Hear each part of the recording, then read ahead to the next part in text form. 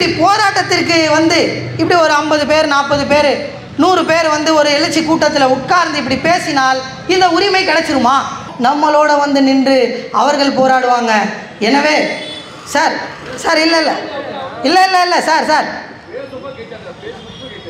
Sir விடுங்க விடுங்க விடுங்க விடுங்க அவரை விடுங்க விடுங்க விடுங்க. ஐயா நீங்கள் எங்கே பாருங்கள் பெரியவரை. இல்லை இல்லை பாய் அவரை கூப்பிடுங்களேன். பாய் என்ன பாருங்கள் என்ன பாருங்கள் கொஞ்சம் வந்து உட்காருங்க. எனக்காக உட்காருங்க. இல்லை இல்லை இல்லை இல்லை எனக்காக நான் சொல்கிறேன். என் மைக்கில் சொல்கிறேன். உங்களுக்கு என்ன நடந்துச்சு நான் சொல்கிறேன். நீங்கள் உட்காருங்க. நான் இவ்வளோ நேரம் என்ன பேசணும்னோ அதாங்க நடக்குது. உங்களுக்கு தெரியலையா? ஏன் இவர்களெல்லாம் உங்களை வந்து உட்காருங்கன்னு சொன்னாங்க தெரியுமா? தனியாக பேசினா தூக்கிடுவாங்க. அதுதான் மேட்ரு. தனியாக நின்று நீங்கள் கை தட்டினாலும் நீங்கள் காலி. சப்போர்ட்டாக கொடுக்குற அதான் இப்படி ஒரு கூட்டத்தை இங்கே நடத்தணும்னா காவல்துறையில் எப்போ போய் அணுகணும், அவங்க எப்போ பர்மிஷன் கொடுப்பாங்க, அடுத்து ஒரு வார்த்தை கேட்பாங்க, ஏங்க நீங்கள் கூட்டம் நடத்துகிறீங்க அங்கே ஏதாவது ஒரு அசம்பாவிதம் நடந்து விட்டாலும் நம்ம பாட்டுக்கு அமைதியாக பேசிட்டு போக போகிறோம். இங்கே ஒரு அசம்பாவிதமும் நடக்க போகிறது இல்லை. ஆனால் ஏதாவது ஒரு அசம்பாவிதம் நடந்தால் எல்லாத்துக்கும் நீ தான் பொறுப்புன்னு எழுதி கொடுன்பாங்க. அடுத்த நிமிஷம் அவர் என்ன பண்ணுவார், நீங்கள் எல்லாத்துக்கும் நான் தான் பொறுப்புங்கிறீங்களா? அதுக்கு தானேங்க உங்களை போலீஸ்னு கூப்பிட்டு இங்கே காவல்துறைன்னு உட்கார வைக்கிறோம். நீங்கள் அதுக்கு தானேங்க பாதுகாப்பு கொடுக்க வரீங்க. எவனா பிரச்சனை பண்ண வந்தால் நீங்கள் தானேங்க போய் தடுக்கணும். நான் பொறுப்புனா என்ன? நான் என்ன இதில் பெட்ரோலாக எடுத்துகிட்டு வந்து இங்கேருந்து வீசுறதுக்கு? நான் பாஸ்போர்ட் ஆஃபீஸில் சொல்கிறேன், நீ என்றைக்கோ போராட்டினியா அதனால் உன் பேரில் ஒரு வழக்கு இருக்கான், உனக்கு நான் பாஸ்போர்ட் கொடுக்க மாட்டேன், நீ வெளிநாட்டுக்கு போக முடியாது. படிக்கிறதுக்காக போக இருந்த அந்த இளைஞன் போக முடியல. வேலைக்கு போய் தான் சம்பாதிக்கணும்னு இருந்த அவனும் போக முடியல. உயர்நீதிமன்றத்துக்கு வராங்க. ஏங்க நான் ஜனநாயக ரீதியில் போலீஸ்கிட்ட போய் பர்மிஷனை வாங்கி நான் ஒரு ஆர்ப்பாட்ட போராட்டத்தில் கலந்துக்கிட்டதுக்கு எனக்கு பாஸ்போர்ட்டே தரமாட்டேன்னு இந்த அரசாங்கம் சொல்லுதுன்னா இப்போ நாளைக்கு நான் எப்படி போராடுறது? இது என்னங்க நியாயம்னு கேட்டால் அதுக்கு ஒரு சட்டம் இருக்குது, அதுக்கு ஒரு வழிவகை இருக்குதுன்னு அதுக்கு ஒரு உத்தரவு, அங்கே ஒரு ஆர்டர். யார் செலவு பண்ணுறது? சம்மந்தப்பட்ட பாதிக்கப்பட்ட அந்த நபர் அங்கே செலவு பண்ணி போய் பாஸ்போர்ட் வாங்கி 10 வருஷம் ஒருத்தருக்கும் பாஸ்போர்ட் கொடுத்தா அவருக்கு மட்டும் 2 வருஷம் தான் பாஸ்போர்ட். மக்கள் நினச்சா என்னை ஜெயிக்க வைப்பாங்கிற முடிவோடு களத்தில் போராடினால் 5 ஆண்டுகள் மக்களுக்காக போராடுவோம். தேர்தல் வரும்போது மட்டும் எலெக்ஷனில் நின்று வேலையை பார்த்துட்டு தோத்தோமா, நாங்களும் தான் நின்னோம் தோத்தோம், தூக்கி போட்டுட்டு மக்களுக்காக வேலையை பார்த்துட்டு போயிட்டே இருப்போம். ஆனால் அடுத்த 5 ஆண்டுகளில் திரும்ப இந்த சீட்டை வாங்கணும்னு எந்த ஒரு கட்சிக்கும் ஜால்ரா அடிக்க வேண்டிய தேவையில்லை. நான் இந்த நாட்டினுடைய சட்டத்தின் அடிப்படையில் பேச வேண்டும், எனக்கு அனுமதி கொடுங்கன்னு கேட்டால் அவன் முஸ்லீம்ங்கிற ஒரே காரணத்திற்காக, பாலஸ்தீனில் அதிகமாக முஸ்லீம் இருக்காங்கிற காரணத்துக்காக ஒரு இனப்படுகொலையை பற்றி பேசக்கூடாதுன்னு அனுமதி மறுத்து அவனுக்கு இப்படி ஒரு கடிதம் கொடுத்தா அவனுக்கு எப்படி இந்த இந்திய அரசியலமைப்பு சட்டத்தின் மீது நம்பிக்கை இருக்கும் அப்படிங்கிறத இந்த மாநில அரசு புரிஞ்சிருக்கணுமா இல்லையா? அந்த விடுதலை கிடைக்க வேண்டும்னு சொன்னால் நீங்கள் உங்களுடைய குழந்தைகளில் ஒருவரை தீவிரவாதத்தின் பக்கம் அனுப்புங்கன்னு சொல்ல, ஏங்க இவர் 2 குழந்தை தான் ஒன்று அனுப்ப சொல்கிறாருன்னு அதை மட்டும் வெட்டி போடுவோம். இந்த வீடியோவிலேருந்து எடுத்து அதை மட்டும் போடுவான். இங்கே 2 குழந்தை இருந்தால் ஒன்று மட்டும் இவர் எங்கேயோ அனுப்ப சொல்கிறாருன்னுவான். எங்கேயும் அனுப்ப சொல்ல. இந்த இடத்துல பேசுகிறதுக்கும் எங்கள் மக்களோடு நின்று உரிமைக்காக போராடுவதற்கும் அதற்காக வழக்கு வந்தாலும் நீ பாஸ்போர்ட் தரமாட்டேன்னு சொன்னாலும் எனக்கு சாப்பாட்டுக்கே வழி இல்லைங்கிற நிலை வந்தாலும் இந்த மக்களின் உரிமைக்காக நான் நின்று போராடுவேனுங்கிற போராளிகளை நம்முடைய குடும்பத்திலிருந்து ஒருவரை உருவாக்கினால்தான் அவன் இந்த புதிய விடுதலை கட்சி அல்ல, எந்த கட்சியில் இருந்தாலும் அவன் மக்களுக்காக போராடுவான். அப்புறம் அவனுக்கு தெரியும் இருக்கக்கூடிய கட்சியிலேயே எது நல்ல கட்சி, யார் மக்களுக்காக பேசுகிறாங்க, யார் உண்மைக்காக பேசுகிறாங்க, யாரோடு நின்று நாம் பேச வேண்டும்னு சிந்திக்கக்கூடிய ஒரு சூழல் வரும். அப்போ அவன் சரியான பாதையை தேர்ந்தெடுத்துப்பான். ஆனால் போராட்டத்திற்கு வந்து இப்படி ஒரு 50 பேர் 40 பேர் 100 பேர் வந்து ஒரு எழுச்சி கூட்டத்தில் உட்கார்ந்து இப்படி பேசினால் இந்த உரிமை கிடைச்சிருமா? இந்த மறுக்கப்பட்ட உரிமைகளுக்கான விடுதலை கிடைச்சிருமா? சரி ரோட்டில் போய் நின்று போராடினா கிடைச்சிருமா? எப்படி கிடைக்கும் அப்படின்னு கேட்டால் இதுதான் இருக்கிறதுலையே ஆபத்தான, நீங்கள் யூகிச்சு கூட பார்க்க முடியாத ஒரு கொடூரமான சம்பவம். நம்ம கண்ணுக்கே தெரியாமல் நமக்கு பின்னால் நிகழ்ந்து கொண்டு இருக்கக்கூடிய இந்த அரசாங்கங்கள் எப்படி மக்களை நசுக்கி கொண்டு இருக்கிறது அப்படிங்கிறத நீங்கள் புரிஞ்சிக்க வேண்டிய ஒரு 2 விஷயத்தை நான் சொல்கிறேன். கூட்டத்திற்கு ஒரு தலைப்பு அப்படின்னு வச்சுருக்காங்க இல்லையா, வஞ்சிக்கப்பட்ட சமூகத்திற்கு விடுதலை எப்போது? இதை பற்றி பேசணும் அப்படின்னு சொன்னால் முதல்ல வஞ்சிக்கப்பட்ட சமூகம் யார் அப்படின்னு தெரியணும்ல. இந்த நாட்டில் எல்லாரும் கஷ்டப்படுறாங்க, எல்லா சமூகங்களுக்கும் பிரச்சனை இருக்கிறது, ஹிந்து மதத்தில் இருக்கிறவங்களுக்கும் பிரச்சனை இருக்கிறது, கிறிஸ்துவ மதத்தில் இருக்கிறவங்களுக்கும் பிரச்சனை இருக்குது, இஸ்லாமியர்களாக இருக்கிறவங்களுக்கும் பிரச்சனை இருக்குது. ஆனால் இதில் வஞ்சிக்கப்பட்ட சமூகம் அப்படின்னு சொல்லி ஒரு சமூகத்தை எப்படி இஸ்லாமிய சமூகம்னு குறிப்பிடுறோம் அப்படிங்கிறத முதல்ல நம்ம விளங்கிக்கணும். அப்படிங்கிற ஒரு விளக்கத்திற்கு முதல்ல வந்தால்தான் அந்த வஞ்சிக்கப்பட்ட சமூகத்திற்கு விடுதலை எப்படி கிடைக்கும் அப்படிங்கிறத பற்றி நம்ம முடிவுக்கு வர முடியும். சரி, எல்லாரும் கஷ்டப்படும் போது ஏங்க நீங்கள் மட்டும் இஸ்லாமியர்கள் முஸ்லீம்கள் மட்டும் வஞ்சிக்கப்படுறாங்க, முஸ்லீம்களுக்கு மட்டுமே உரிமை மறுக்கப்படுது அப்படின்னு சொல்கிறீங்க அப்படின்னு கேட்கக்கூடியவர்கள் எல்லோருக்கும் தான் முதல்ல வஞ்சிக்கப்பட்ட சமூகம் இந்த இஸ்லாமிய சமூகம் ஏன் அப்படிங்கிறத சொல்ல வேண்டிய கட்டாயத்தில் இருக்கிறது. சரி, ஒன்றிய அரசாக இருக்கக்கூடிய இந்த நாட்டை ஆளுகிற பாரதிய ஜனதா கட்சி, மோடி, அமித்ஷா போன்றவர்கள் எல்லாம் அவர்கள் ஒரு இந்துன்னு மதத்தை காட்டி அரசியல் செய்கிறாங்க, அதனால் முஸ்லீம்களை ஒடுக்க வேண்டும் என்று நினைப்பாங்க. அவங்க டெல்லியில் ஒன்றிய அரசாக இருக்கிறாங்க, அவர்கள் செய்யக்கூடிய கொடுமைகள் நிறைய இருக்குது, அது ஏற்கனவே மக்களுக்கு தெரியும். இருந்தாலும் நான் ஷார்ட்டாக கொஞ்சம் நினைவுபடுத்தணும் அப்படின்னு நினைக்கிறேன். குறிப்பாக 2014 பாரதிய ஜனதா கட்சி இங்கே ஆட்சிக்கு வந்த பிறகு, இந்திய நாட்டில் ஆட்சிக்கு வந்த பிறகு மாட்டிறைச்சி வைத்திருந்தான் அப்படிங்கிற ஒரு காரணத்திற்காக, என்னது மாட்டு இறைச்சியை வைத்திருந்தான்ற ஒரு காரணத்திற்காக ஒரு முஸ்லீம் அக்லாக் என்ற பெரியவர் படுகொலை செய்யப்படுறாரு நடு ரோட்டில். தலித் சமூகத்தை சார்ந்த 5ற்கும் மேற்பட்ட சகோதரர்கள், அவர்கள் இந்துக்கள் தான், ஆனால் அவர்கள் மாட்டிறைச்சியை வைத்திருந்தார்கள் என்ற காரணத்திற்காகவே கட்டி வைத்து அவர்களை நிர்வாணப்படுத்தி அவர்களுடைய தோள்களை உரிக்கக்கூடிய அளவுக்கு அடித்தாங்க. எங்கே? வட இந்தியாவில். இந்த ஒரு கொடுமை மட்டும் கிடையாது. இப்போ தலித் சமூகத்தை எப்படி சொல்கிறாங்க, இஸ்லாமியர்களை வெறும் பீஃப் இறைச்சியை மட்டும் வச்சு சொல்கிறாங்களான்னு கேட்டால், லவ் ஜிஹாது எங்கேயாவது யாராவது ஒரு இடத்துல, நம்ம ஊர்லேயும் சரி எந்த ஊர்லேயும் சரி, ஒரு மதத்தில் இருக்கக்கூடியவர்கள் இன்னொரு மதத்தில் கல்யாணம் பண்ணுறதோ, ஒரு சாதியில் இருக்கிறவங்க இன்னொரு சாதியில் கல்யாணம் பண்ணுறதோ சாதாரணமாக நடந்துக்கிட்டு இருக்கிற ஒரு விஷயம். ஆனால் வட இந்தியாவில் மட்டும் இதை லவ் ஜிஹாது அப்படின்னு ஒரு தலைப்பை கொடுத்து அப்படி செய்யக்கூடியவனை போட்டு அடிக்கிறதும், அப்படி திருமணம் செய்தவங்களை வாழ விடாமல் அரசாங்கமே தடுக்கிறதும்னு தொடர்ந்து பல இன்னல்களை கொடுத்துட்டு இருந்துச்சு ஒன்றிய பாஜக அரசு. அது மட்டும் இல்லை, இப்போ மசூதி, இங்கேருந்து வலது பக்கம் அப்படி திரும்பி போனீங்கன்னா அங்கே ஒரு மசூதி இருக்குது, அது பல ஆண்டுகளாக இருக்குது, உங்களுக்கு தெரியும். சென்னையில் நம்ம எந்த பகுதியில் போனாலும் மசூதி இருக்குது, கோயில் இருக்குது, தனியாக இருக்குது. அந்தந்த மதத்தை சார்ந்தவர்கள் அந்த வழிபாட்டு தலத்திற்கு போய் சாமி கும்பிட்றாங்க. ஆனால் வட இந்தியாவில் மட்டும் குறிப்பாக ஒரு பிரச்சனை நடந்துக்கிட்டு இருக்கு. அது என்ன தெரியுமா? எங்கே எல்லாம் மசூதி இருக்கிறதோ அந்த மசூதிக்கு கீழே ஒரு கோயில் இருந்துச்சு அப்படின்னு சொல்லி ஒரு புது கான்செப்டை எடுத்து விடுறது. இந்த மசூதி பல ஆண்டுகளாக இருக்குது அப்படின்னு சொன்னால் அதுக்கு கீழே ஒரு கோயில் இருக்குங்க, அதை இடிச்சிட்டு தான் இந்த மசூதியை கட்டினாங்க. சரி, அதை எப்படி பார்க்குறது? இப்போ ஒரு குற்றச்சாட்டாகவே வச்சுப்போமே, இந்த மாதிரி கீழே ஒரு கோயில் இருக்குது, மேலே மசூதி கட்டிட்டாங்க அப்படின்னு சொன்னால் அது எப்படிங்க இதை நிரூபிக்கிறது, எப்படிங்க பார்க்குறதுனா, மசூதியை இடிச்சிட்டு பள்ளம் தோண்டி உள்ளே பார்க்கலாம் அப்படிங்கிறான். சரி, ஒரு மசூதிக்கு கேஸ் போட்டு அதை கேஸ் நடத்தி அதுக்குள்ளே போய் ஆய்வு பண்ணுறோம்னு உட்காந்து ஆய்வு பண்ணி ஞான்வாப்பிங்கிற ஒரு மசூதியில் ஆய்வெல்லாம் நடத்தினாங்க.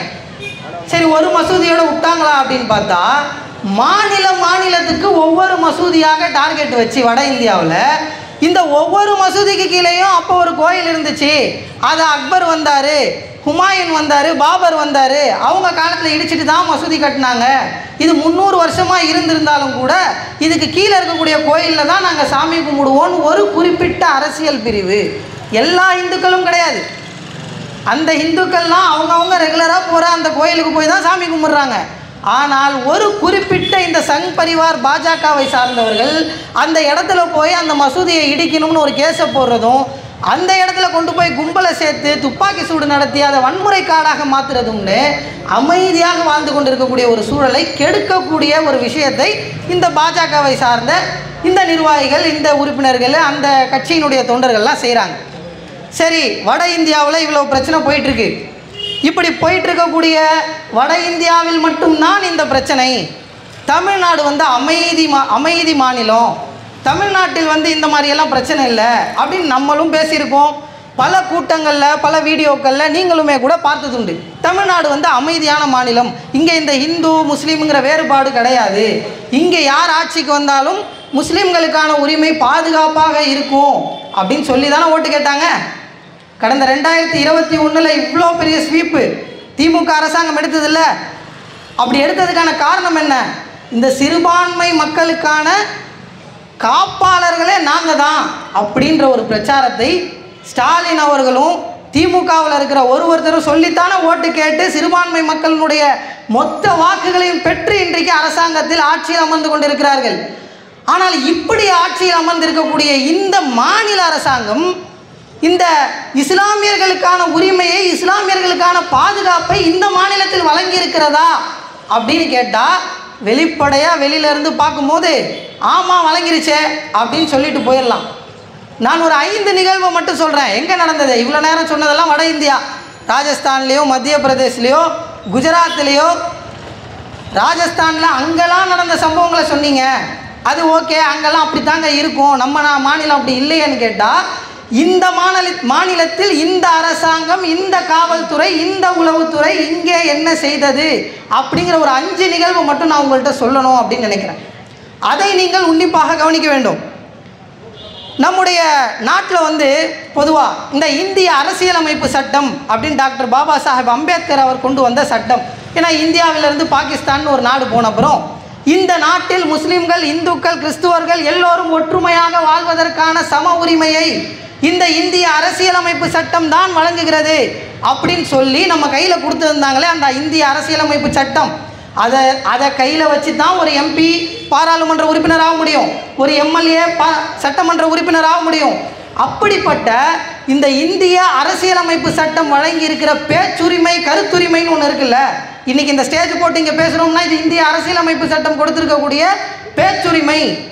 அந்த சட்டம் கொடுத்த அந்த உரிமையின் அடிப்படையில் தான் இங்கே எங்களுடைய சகோதர இந்து சகோதரர்கள்ட்டையும் ஏனைய சமுதாய மக்கள்கிட்டையும் நாங்கள் வெளிப்படையாக பேசுவதற்கான அந்த உரிமை கிடைக்கப்பட்டிருக்கு. அதில் மாற்று கருத்து இல்லை. ஆனால் இந்த உரிமை இஸ்லாமியர்களுக்கு முழுவதுமாக கிடைக்கப்பெற்றதா அப்படின்னு நீங்கள் யோசிச்சிங்கன்னா, நான் கடந்த பிப்ரவரி மாதம் நடந்த ஒரு சம்பவத்தை சொல்ல விரும்புகிறேன். சவுடு மன்சூர் அப்படின்னு சொல்லிட்டு இங்கே ராயப்பேட்டாவில் ஒருத்தர் மிகப்பெரிய பத்திரிகையாளர் அவர்.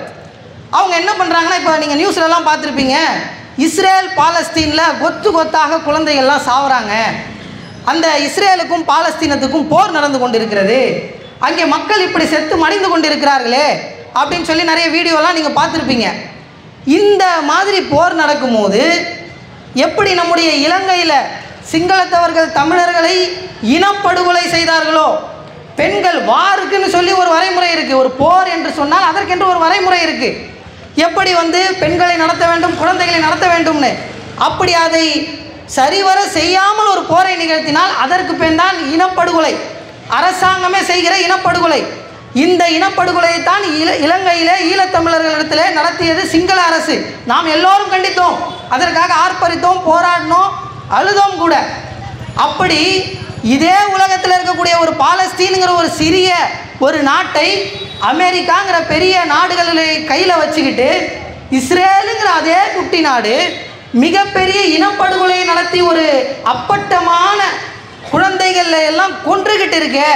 இதையெல்லாம் தட்டி நம்ம பேசுறதுக்கு நம்ம நாடு நமக்கு உரிமை கொடுத்துருக்கு தானே, இதை தட்டி கேட்கலாம் தானே. ஏன் அப்படின்னு சொன்னால், இந்திய அரசாங்கம் ஏதோ ஒரு இடத்துல இனப்படுகொலை நடக்கும் பொழுது அந்த இனப்படுகொலையை நிறுத்துங்கள்னு நம்ம நாடு சொல்லணும். நம்ம கேட்போம்ல, நமக்கு மனைவி இருக்காங்க, குடும்பம் இருக்குது, நம்ம வீட்டில் குழந்தை இருக்குது, பேத்தி இருக்குது, அது எந்த மதத்தை சார்ந்தவங்களாக இருக்கட்டும், அப்படிப்பட்ட ஒரு குழந்தை மேலே திடீர்னு வந்து ஒரு பீரங்கி விழுந்து துண்டு துண்டாக செதறுது அப்படின்னு சொன்னால் அது எல்லாருக்கும் பதறுமா பதறாதான்? எல்லாருக்கும் பதறும் தானே. அப்போ நான் ஏன்பா இஸ்ரேல் இப்படிப்பட்ட ஒரு அராஜகம் செய்யுது, பாலஸ்தீனத்தில் இப்படிப்பட்ட ஒரு இனப்படுகொலையை நடத்துது, இதை தட்டி கேட்கணுமே அப்படின்னு ஒரு அங்கங்கே ஆர்ப்பாட்டங்கள் நடந்ததெல்லாம் நீங்கள் பார்த்துருப்பீங்க. அப்படி ஒரு கூட்டத்திற்கான அனுமதியை நம்ம தமிழ்நாடு அரசுகிட்ட, எந்த அரசுகிட்ட, திமுக அரசுகிட்ட அவர்கள் போய் கேட்டாங்க. நாங்கள் வந்து இஸ்ரேலை கண்டித்து ஒரு கூட்டம் நடத்த போகிறோம் அப்படின்னு அனுமதி கொடுத்துட்டு ஸ்டேஜெல்லாம் இந்த மாதிரி ப்ரிப்பேர் பண்ணுறாங்க. அவர்களுக்கு முந்தின நாள், நாளைக்கு கூட்டம் நடக்க போகுதுன்னா அதுக்கு முந்தின நாள் இந்த மாதிரி ஒரு லெட்டரை வந்து காவல் உளவுத்துறை வந்து கொடுக்குறாங்க. இதுதான் அந்த கடிதம். கடந்த 9/2/2024 கொடுக்கப்பட்ட கடிதம். இதை ஏன் இப்போ சொல்கிறேன், நீங்கள் திமுகவை பற்றி தானே சொல்ல வரேன் நீங்கள் அப்படின்னா, அந்த இந்திய அரசியலமைப்பு சட்டத்தை பாஜக நிறைவேற்றலை, அவங்க அழிக்க பார்க்குறாங்க.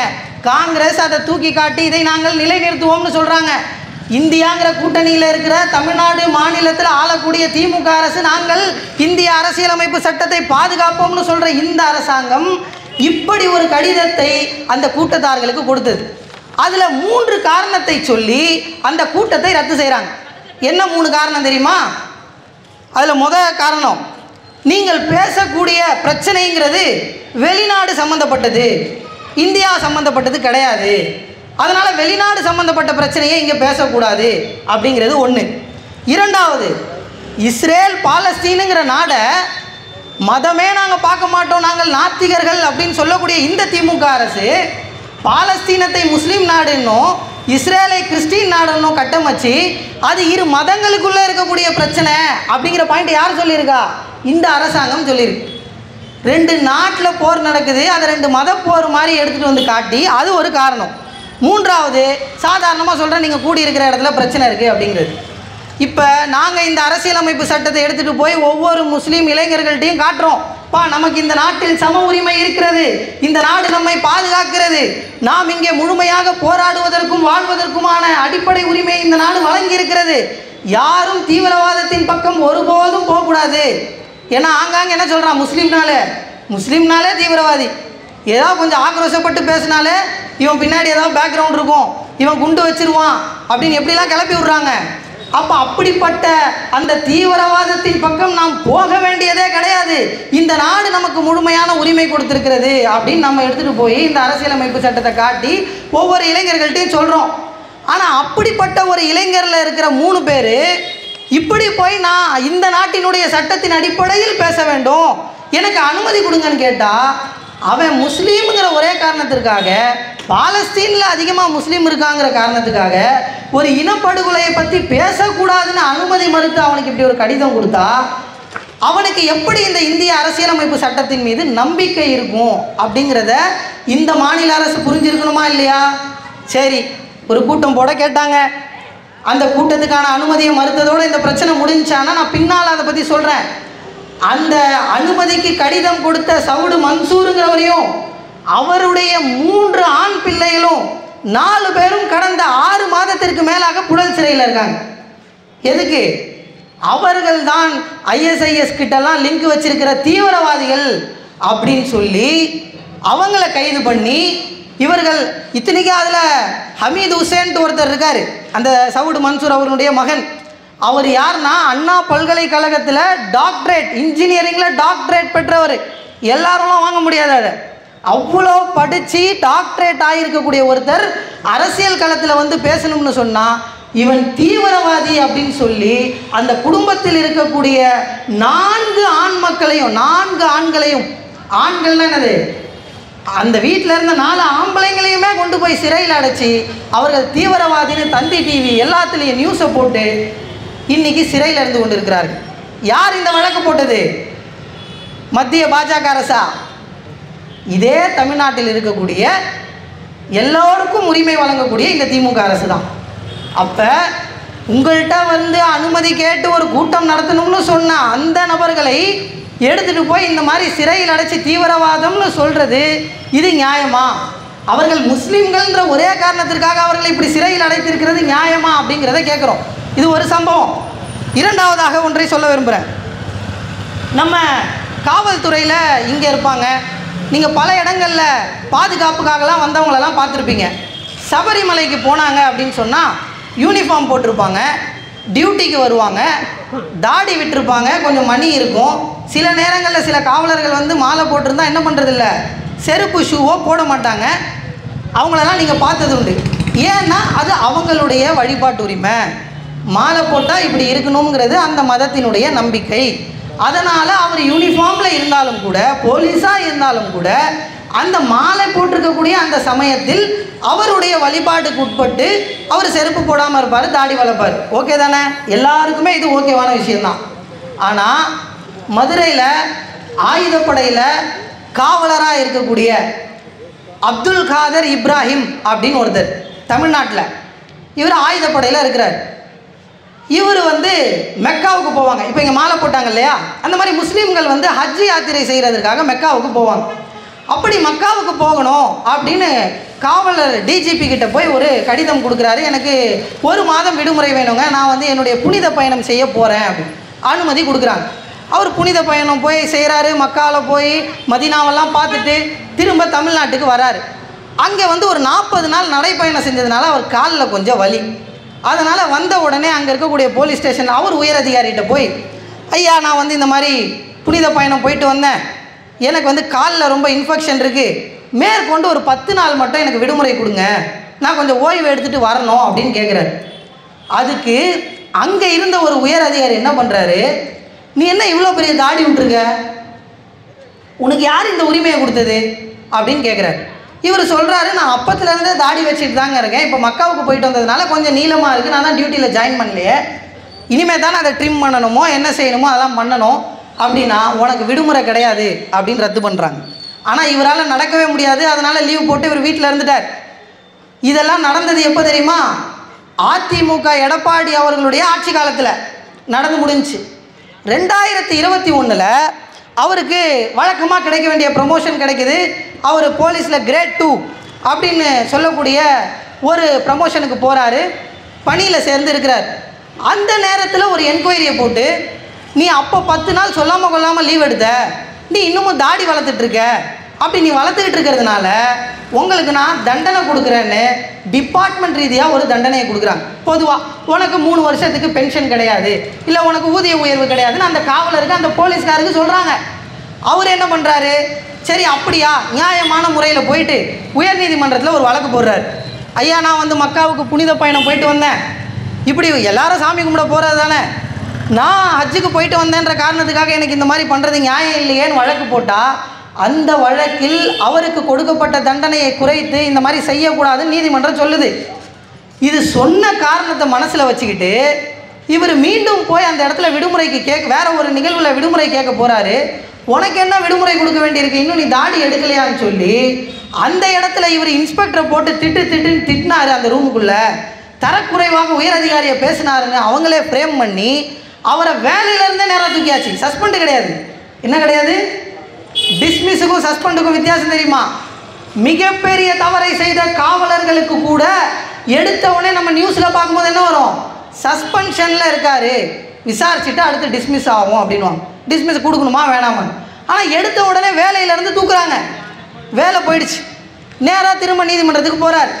என்னங்க நான் தாடி விட்டேங்கிற ஒரு காரணத்துக்காக, மக்காவுக்கு போயிட்டு வந்தேன்ற காரணத்துக்காக என்னுடைய உரிமையை வழங்குறேன்னு சொன்ன இந்த திமுக அரசு, இப்போ ஆட்சியில் இருக்கக்கூடிய இந்த காவல்துறையினுடைய உயர் அதிகாரிகள் என்னை வந்து வேலையிலேருந்தே தூக்கிட்டாங்களே, இது நியாயமா அப்படின்னு கேட்குறாரு. கேட்டால் அந்த நீதிமன்றம் என்ன சொல்லுதுன்னா, அவருக்கு உடனடியாக வேலையை கொடுங்கன்னு சொல்லுது. நீங்கள் கொடுத்துருக்கக்கூடிய தண்டனை அதிகம்னு சொல்லுது.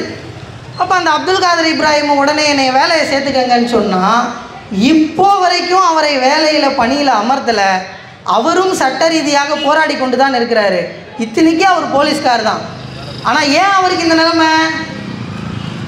முஸ்லீம், அவர் தாடி விட்டார், இல்லைனா தாடி எடுத்த முஸ்லீமாக இருந்தால் ஓகே, எது சொன்னாலும் கேட்குற முஸ்லீமாக இருந்தால் ஓகே. ஆனால் அடையாளப்படுற முஸ்லீமாக நீ இருக்கவே கூடாது, தொழுகை நிகழ்த்துக்கிற முஸ்லீமாக நீ இருக்கவே கூடாது. மீறி இருந்த அப்படின்னு சொன்னால் நீ போலீஸ்காரனாக இருந்தாலும் உனக்கு இதுதான் நிலைமை அப்படின்ட்டு இது நடக்குது. இப்போ நமக்கு இந்த இடத்துல என்ன கேள்வி வருதுன்னா, சரிங்க ஒரு உயர் அதிகாரி அவருடைய ஈகோ, ஏதோ 2 போலீஸ்காரங்களுக்குள்ள சண்டை எதனா ஆகிட்டு போகுது, ஒருத்தர் வேலையிலேருந்து தூக்கிட்டார், இது சன் நியூஸில் வருது, மிகப்பெரிய பிரச்சனையும் ஆயிடுச்சு. இதை பார்க்குற இந்த திமுக அரசு, ஸ்டாலின் அரசு என்ன பண்ணணும்? இந்த சிறுபான்மையினருக்கான உரிமையை வழங்கக்கூடிய அரசு, ஏன்பா அவரை வேலையிலேருந்து தூக்கின, உடனடியாக வேலையில் நிப்பாட்டு, அவரை வேலையில் கொண்டு வந்து சேர்த்து விடுன்னு சொல்லி ஒரு ஓரல் ஆர்டராவது போட்டு அவரை வேலையில் சேர்த்துருக்கணுமா இல்லையா? சேர்க்கலையே. அப்போ அவர்களையும் கேள்வி கேட்க வேண்டும் என்ற ஒரு ஆதங்கம் நமக்கு வருமா வராதா? சரி, போலீஸ்கார் தனிப்பட்ட முறையில் அவங்க டிபார்ட்மெண்ட்டில் நடந்த பிரச்சனைன்னு எடுத்துக்கலாமான்னா, நான் இன்னொரு நிகழ்வை சொல்கிறேன். கடந்த 2015ஆம் ஆண்டு வாக்கில் ராமநாதபுரம் மாவட்டத்தில் ஒரு காவல் நிலையத்தில் ஒரு போலீஸ்கார் இருக்கார். அவர் பேர் காளிதாஸ். அந்த இடத்துல என்ன பண்ணுறாங்கன்னா, ஒரு ஆளை பிடிச்சிக்கிட்டு போய் விசாரணைக்கு உள்ளே உட்கார வைக்கிறாங்க. அங்கே என்ன நிகழ்ந்ததுன்னு தெரியல. இந்த காளிதாஸுங்கிறவர் அவருடைய துப்பாக்கியை எடுத்து பிடிச்சிட்டு போன சையத் இப்ராஹிமுங்கிற அவருடைய நெத்தியில் வச்சு, நீ என்னடா ரொம்ப ஓவராக பண்ணிகிட்டு இருக்க, உன்னை அப்படியே சுட்டு தள்ளிடுவான் பாருங்கிறார். அவன் என்ன பேசுனான்னு தெரியல, சுட்டுட்டார். யார்? காளிதாஸுங்கிற ஒரு எஸ்ஐ ராமநாதபுரம் மாவட்டத்தில் சையத் இப்ராஹிமுங்கிற ஒருத்தனை விசாரணைக்காக கூப்பிட்டுக்கிட்டு போய் சுட்டு கொள்றாரு. 2க்கும் 3 பட்ட குண்டுகள் அவன் மேலே பாஞ்சிருக்கு. ஸ்பாட்லேயே இறந்துட்டான். கொண்டு போயிட்டாங்க, வழக்கு பதிவு பண்ணுறாங்க. அப்போ அவருக்கு என்ன பண்ணாங்க? டிஸ்மிஸ் பண்ணாங்கன்னு நினச்சிங்களா? சுட்டுட்டார்ல, வேலையிலேருந்து தூக்கிட்டாங்களா? இல்லை, சஸ்பென்ஷன் தான். இடைக்காலமாக நிறுத்தி வைக்கிறாங்க. கோர்ட்டுக்கு போகுது. கோர்ட்டில் 4-5 ஆண்டுகள் வழக்கு 3 ஆண்டுகளுக்கு மேலாக நடக்குது. தீர்ப்பு வருது. இந்த காளிதாஸுங்கிற நபர் விசாரணைக்காக அழைச்சிக்கிட்டு போய் சையத் இப்ராஹிம்ன்ற ஒருத்தனை இன்டென்ஷனலாக துப்பாக்கி எடுத்து சுட்டே கொண்டு இருக்கிறாருன்னு நீதிபதி தீர்ப்பு எழுதுறார்.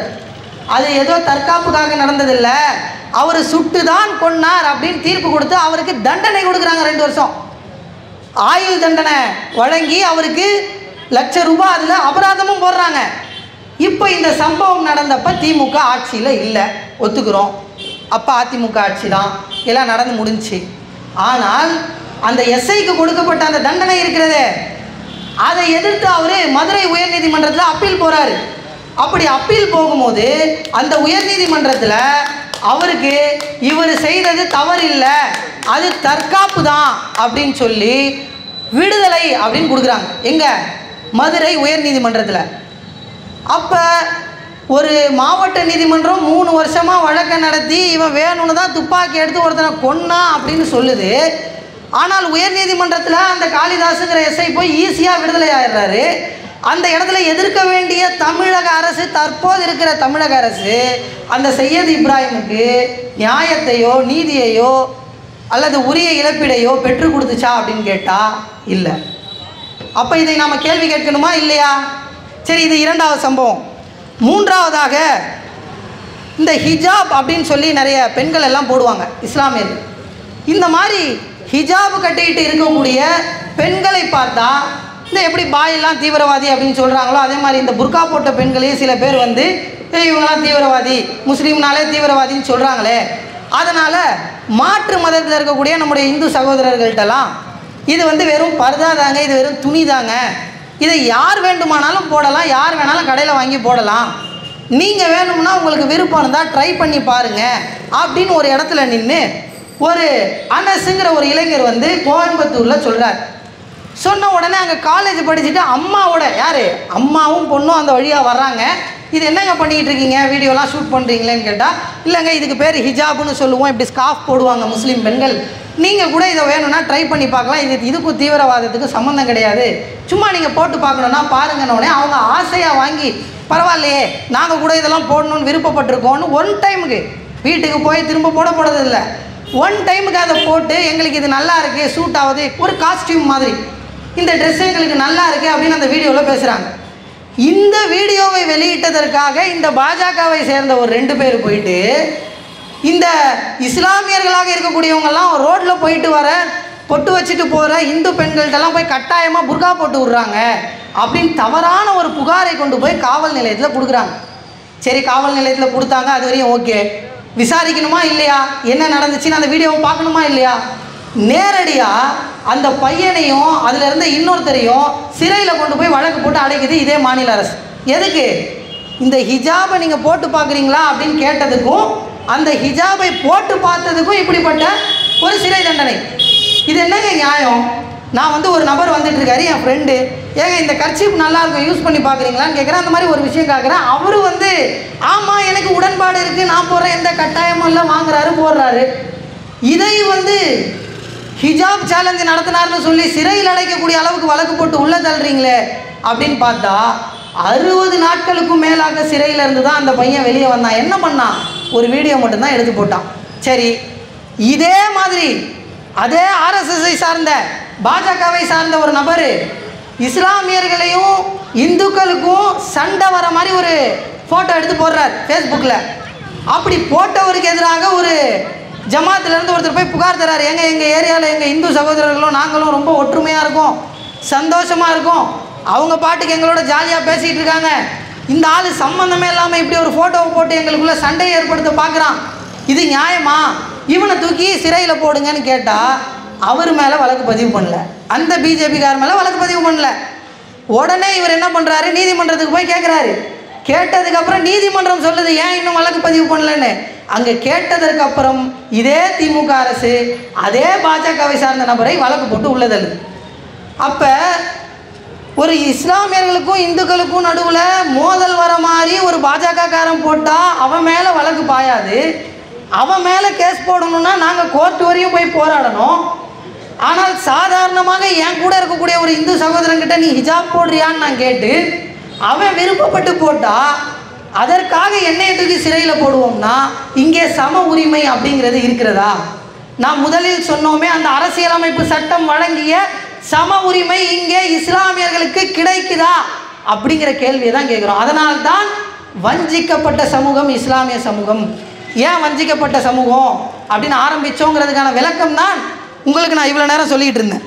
இதில் இப்போ சமீபத்தில் நான் சொன்னேன், பாஜகவில் பீஃப் கறி வச்சுருந்தான்னு போட்டு அடித்து கொன்னான், கட்டி வச்சு அடித்தான், மசூதிகளை இந்த மாதிரி வந்து மசூதிகளெல்லாம் கோயில் இருக்குன்னு பிரச்சனை ஏற்படுத்தினாங்க. ஆனால் தமிழ்நாட்டில் இந்த பிரச்சனை இல்லை அப்படின்னு நினச்சோம்ல.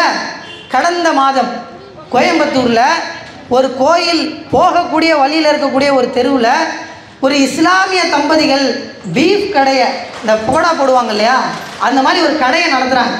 ஒரு பாஜகவை சார்ந்தவர், அந்த கோயம்புத்தூர் பாஜக நிர்வாகி வந்து நீங்கள் இந்த இடத்துல இறைச்சி கடையெல்லாம் போடக்கூடாது, நான்வெஜ் எல்லாம் போடக்கூடாதுன்னு அவங்கள்ட்ட சண்டையை போடுறாரு. அப்படி சண்டை போடக்கூடிய அந்த நபர் மீது வழக்கு பதிவு செய்யுங்கன்னு சொன்னால் அந்த நபருக்கு ஆதரவாக அங்கே அவ்வளோ பேர் கூடி இனிமேல் இந்த இடத்துல இறைச்சி கடை இருக்கக்கூடாது அப்படின்னு ஒரு போராட்டம் நடத்துகிறாங்க. இப்போ நம்ம என்ன கேட்குறோம், எவ்வளோ இந்து சகோதரர்கள் நான்வெஜ் சாப்பிட்றாங்க, கறி எல்லாரும் சாப்பிட்றது தானே, நம்மளும் சாப்பிட்றது தானே, யாரும் கோயிலுக்குள்ளே போய் சாப்பிட சொல்லலை, தனியாக வெளியே சாப்பிட்றது தானே. அப்போ அப்படிப்பட்ட கடையை இந்த இடத்தில் நீ வைக்காதன்னு சொல்லுவதற்கான உரிமையை இவர்களுக்கு வழங்கியது யார்? அப்போ அந்த உரிமை மீறலை செய்யக்கூடிய அளவுக்கு இவங்க இருக்கிறாங்கன்னா அடுத்த கட்டத்தில் எந்த லெவலுக்கு போவாங்கன்னு அப்போவே எச்சரித்தோம். அடுத்து கடந்த வாரம் ஒரு பிரச்சனை நடக்குது. நம்ம அண்ணாமலை இப்போ ஒரு அறிக்கை கூட கொடுத்துருந்தாரு, பார்த்துருந்தீங்களா தெரியல. திருப்பரங்குன்றத்தில் ரொம்ப ஃபேமஸான ஒரு முருகன் கோயில் இருக்குது. ஸோ அந்த கோயிலுக்கு மலை மேலே போகக்கூடியவங்க வழியில் சிக்கந்தர் தர்கா அப்படின்னு சொல்லிட்டு ஒரு தர்காவும் அந்த இடத்துல இருக்குது. இப்போ தர்காவில் என்ன நடக்கும், அந்த இடத்துல வர்றவங்க அங்கே என்ன வழிபாடு பண்ணுறாங்களோ அதை பண்ணுவாங்க, பிரியாணி சமைச்சு சாப்பிடுவாங்க. முருகன் கோயிலுக்கு போகிறவங்க அங்கே போய் அவங்க என்ன வழிபாடு பண்ணணுமோ அதை பண்ணுவாங்க, இதுதானே. ஆனால் எப்போதுமே அந்த இடத்தில் நடந்து கொண்டிருந்த இந்த விஷயத்தை தடுத்து நிறுத்தும் வகையில் சிக்கந்தர் தர்காவில் ஆடு கோழியை அறுக்கக்கூடாதுன்னு அங்கே இருக்கக்கூடிய நிர்வாகம், இந்த மாநில அரசாங்கத்தின் கீழே இருக்கக்கூடிய நிர்வாகம் ஒரு அறிக்கையை கொடுத்து இங்கே நான்வெஜ்ஜு நாட் அலவுடு அப்படின்னு சொல்கிறாங்க. அப்போ எப்படிப்பா இதை நீ நாட் அலவுடுன்னு சொல்கிற? நாங்கள் போய் ஆர்ப்பாட்டம் போராட்டம்லாம் நம்ம சகோதரர்கள் நடத்தினதுக்கு பிறகு சரி இந்த இடத்துல வெட்ட வேண்டாம், நீங்கள் வீட்டில் சமைத்த ஆட்டிறைச்சியையோ கோழி பிரியாணியையோ எடுத்துகிட்டு வந்து இந்த தர்காவில் நீங்கள் வந்து வச்சுக்கிட்டு சாப்பிடுங்க. ஏன்னா திருப்பரங்குன்ற முருகன் கோயிலுக்கு நிறைய பேர் பக்தர்கள் போகிறாங்கன்னு அங்கே சில விஷமிகள், இந்து சகோதரர் கிடையாது, ஏன்னா இத்தனை வருஷமாக அதே இந்து சகோதரர் தான் அந்த கோயிலுக்கு போகிறாங்க, யாருக்கும் எந்த பிரச்சனையும் இல்லை. ஆனால் இந்த பாஜகவை சார்ந்த இந்த குரூப் இருக்குல்ல, அவங்களுக்கு தான் இது பிரச்சனை. அவங்க போய் சொல்கிறானுங்க இந்த இடத்துல நான்வெஜ் கொண்டு வரக்கூடாது அப்படின்னு பிரச்சனையை பண்ணி இப்போ அந்த இடத்துல நவாஸ் கனிங்கிற ராமநாதபுரத்தினுடைய எம்பி போய் ஒரு சமைச்சு எடுத்துகிட்டு போன விஷயத்தை சாப்பிட்டு வந்து வீட்டில் தூங்குறார். சரி இனிமேல் இந்த இடத்துல பிரச்சனை வேணாம், வீட்டில் சமைச்சு எடுத்துகிட்டு வந்து வைங்க, யாரும் இங்கே பலியிட வேண்டாம். ஆனால் இதுக்கு அண்ணாமலை அறிக்கை கொடுக்குறார். திருப்பரங்குன்றம் மலையில் போய் ராமநாதபுரத்தினுடைய எம்பி கறி சாப்பாடு சாப்பிட்டு வந்தது இந்துக்களை கேவலப்படுத்தியதற்கு சமங்கிறார். அதுக்கு இதுக்கு என்ன சம்பந்தம்?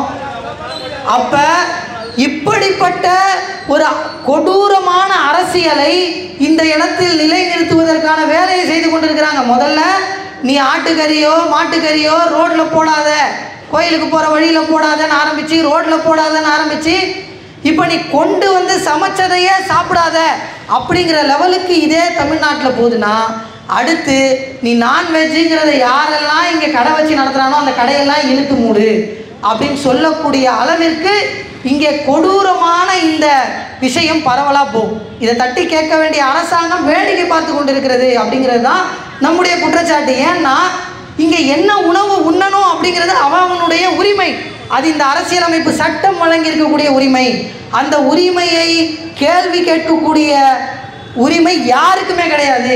அந்த சாப்பிட்ற உரிமைங்கிறது அவங்களுடையது. அது இந்த இந்திய அரசியலமைப்பு சட்டத்திற்கு உட்பட்டது. ஆனால் அது இங்கே முஸ்லிம்களுக்கு சரிசமமாக கிடைக்கிறதா என்று கேட்டால் இல்லை அப்படிங்கிறது தான். ஸோ இவ்வளவு விஷயங்களை இந்த சமூகம் கடந்து வந்து தான் இங்கே படிக்க வேண்டியிருக்கு, வேலைக்கு போக வேண்டியிருக்கு, ஏக சில போராட்டங்களில் கலந்து கொள்ள வேண்டியிருக்கு. அப்போ இந்த சமூகம் எந்த அளவிற்கு வஞ்சிக்கப்பட்ட சமூகமாக இருக்குது அப்படிங்கிறத நம்ம புரிஞ்சுக்கணும். குறிப்பாக சரி, இப்போ இப்படியெல்லாம் வஞ்சிக்கப்படுற இந்த சமூகம் இருக்குது, சரி முஸ்லீம் இதை செஞ்சாங்க அதனால் இப்படிப்பட்ட ஒரு கொடூரங்கள்லாம் நிகழப்படுது அப்படின்னு நம்ம எடுத்துப்போம் அப்படின்னு சொன்னால், இதையெல்லாம் விடுதலை நமக்கு கிடைக்கணும், இப்படிப்பட்ட உரிமைகளை எல்லாம் நம்ம மீட்டு எடுக்கணும்னா இதற்காக யார் போராடுவா? நீங்கள் சொல்லுங்கள், யார் போராடுவா? நம்மளையெல்லாம் பாதுகாக்கிறேன்னு சொல்கிற இந்த திமுக அரசா, ஸ்டாலினா, யார் பாதுகாப்பா? யாரும் பாதுகாக்க மாட்டாங்க. இந்த சமுதாயத்தில் இருக்கக்கூடியவர்கள் நம்மளோட அண்ணன் தம்பியாக பழகிக்கிட்டு இருக்கக்கூடிய நம்முடைய இந்து சகோதரர்கள்ட்ட, பக்கத்தில் இருக்கிட்ட நம்ம நண்பர்கள்ட்ட போய், இப்போ இந்த நாட்டில் இவ்வளோ பிரச்சனை இப்படி நடக்குது, ஒன்றையும் என்னையும் பிரிக்கிறதுக்கு இவ்வளோ வேலையெல்லாம் பார்க்குறாங்க, எங்களுக்கு இப்படிப்பட்ட உரிமையெல்லாம் மறுக்கப்பட்டுக்கிட்டு இருக்கு, இதை மீட்டு எடுக்கிறதுக்கு நீயும் எங்களோட வந்து போராட்டம் நடத்தி எங்களுக்கான உரிமையை பெற்றுத்தந்தால் தானே நாளைக்கு நம்மளுடைய பிள்ளைகள் இங்கே அமைதியாக வாழ்வாங்க அப்படிங்கிற அந்த ஒரு விஷயத்தை விதைக்க வேண்டிய மக்களாக யார் இருக்க வேண்டும்? இந்த சமூக மக்கள் இருக்க வேண்டும். அதற்காக தான் இன்றைக்கி நம்ம இந்த புதிய விடுதலை கட்சி இந்த விழிப்புணர்வாக இருக்கக்கூடிய இந்த எழுச்சி கூட்டத்தை ஒவ்வொரு இடத்திலும் நடத்தணும், இதை மக்கள்கிட்ட கொண்டு போய் சேர்க்கணும் அப்படிங்கிற ஒரு முடிவை எடுத்து இந்த கூட்டத்தை நடத்திட்டு வரோம். சரி, இப்படி போராட்டத்திற்கு வந்து இப்படி ஒரு 50 பேர் 40 பேர் 100 பேர் வந்து ஒரு எழுச்சி கூட்டத்தில் உட்கார்ந்து இப்படி பேசினால் இந்த உரிமை கிடைச்சிருமா?